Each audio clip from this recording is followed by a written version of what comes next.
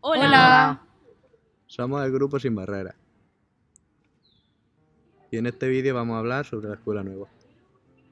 La Escuela Nueva es un movimiento que se inicia en 1875 y que permitió el fortalecimiento de una conciencia educativa global y la internacionalización de los problemas pedagógicos existentes, con el objetivo de transformar la realidad escolar.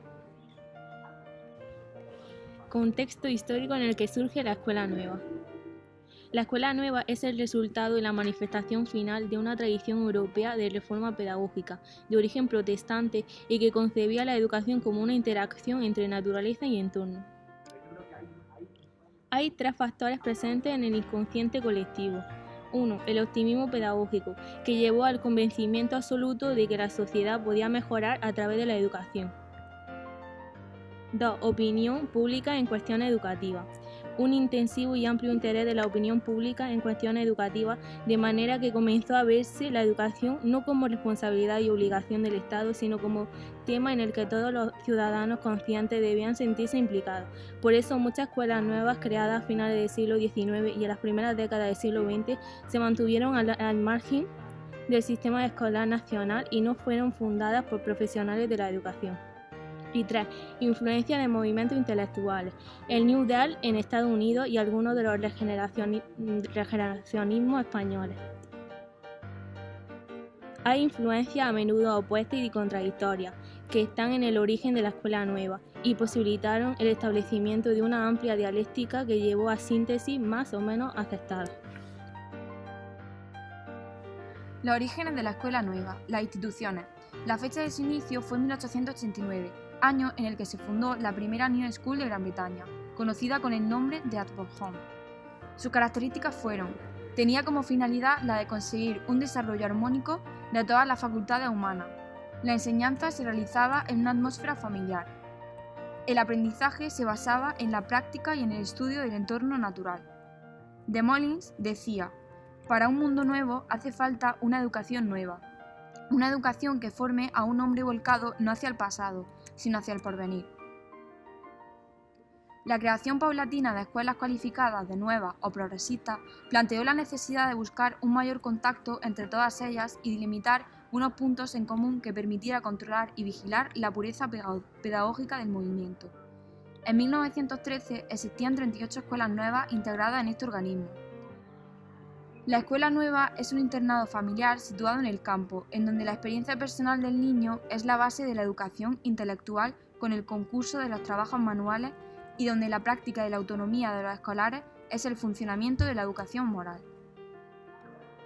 Lorenzo Luzuriaga distinguió 4 tipos de instituciones adscritas a esta corriente. Las escuelas nuevas, de carácter privado.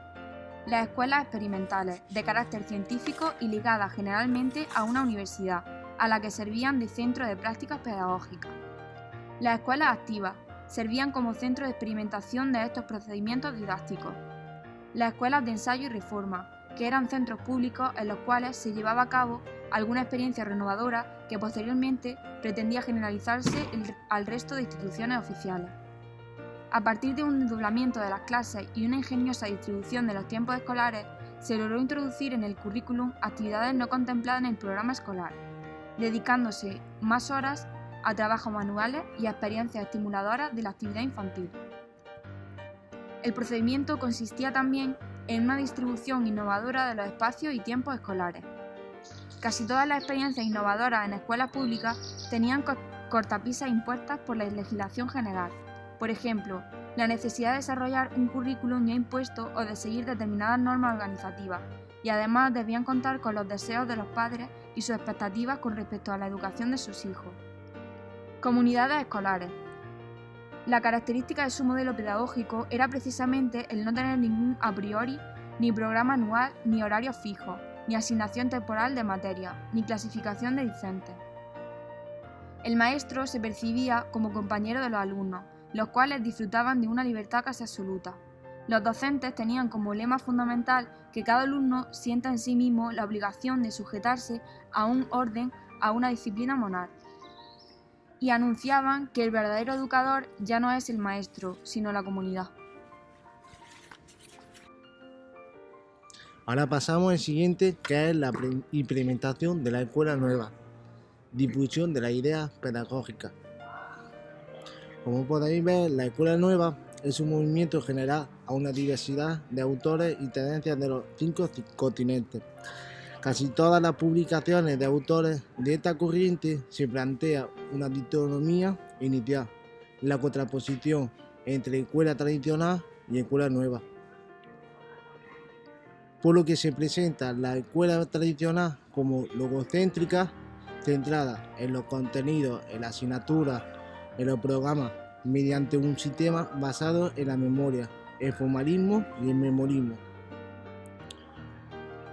Por otro lado, la escuela nueva sería paidocéntrica, que es decir, centrada en el niño, tener un máximo respeto en la actividad infantil, en las necesidades, intereses y aspiraciones del alumno, cuales debe ajustarse todo el proceso educativo.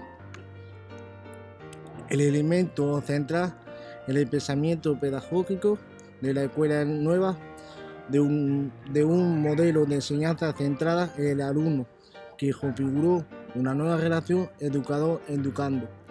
El profesor ya no actúa únicamente como instructor y se convierte en un iniciador, observador y orientador de las actividades de sus discentes. Lo ideal de la escuela nueva es la educación integral, además del cultivo tradicional del intelecto, lo que se preocupa de los aspectos físicos, sociales, estéticos y emocionales del individuo. La renovación metodológica. Muchos países comenzaron a introducir en sus sistemas algunas reformas tanto en el currículum como en las materias. El cambio más importante se produjo en el currículum, que pretendía abarcar todos los intereses y necesidades infantiles y atender a todas las facetas de la personalidad de los niños. Esto supuso la creación de nuevas materias de ámbito expresivo y artístico. Se crearon numerosos métodos. El Plan Dalton, desarrollado en escuelas públicas norteamericanas, en el cual se hacía una selección de materias artísticas y tradicionales. El método del centro de interés, desarrollado por el Dr. de Crowley, centrado en el aprendizaje del niño. Y el método de proyectos, ideado por el estadounidense Kilpatrick, que es uno de los más utilizados en la actualidad y que pretendía orientar toda la actividad escolar en torno a proyectos. Internacionalismo de la Escuela Nueva. En 1912 se crearon en Ginebra. Sistematizaron las ideas sobre psicología y ciencia de científicos de la educación como Piaget y Bobet. Esta institución cumplió 4 objetivos: formar a pedagogos de todo el mundo que asistieron a sus cursos y seminarios, ser laboratorio de investigación de las nuevas teorías paidológicas y llegar a descubrir a través de la observación los principios del conocimiento científico del niño, centralizar la información y la documentación sobre la escuela nueva, y servir de propaganda pedagógica para la nueva educación, revestida de la dignidad de la ciencia. Después de la Primera Guerra Mundial, se produjeron cambios de la reforma de los sistemas educativos de los países europeos, inspirados en los ideales de la escuela nueva. Y en la República Española, entre 1931 y 1933, se crearon nuevos principios: neutralidad, laicismo, cooperación y actividad, igualdad de oportunidades educativas para todos los seres humanos. Y como conclusión podemos decir que actualmente es imposible encontrar experiencias y métodos de la escuela nueva tal y como se produjeron en su momento, esto es, de forma pura.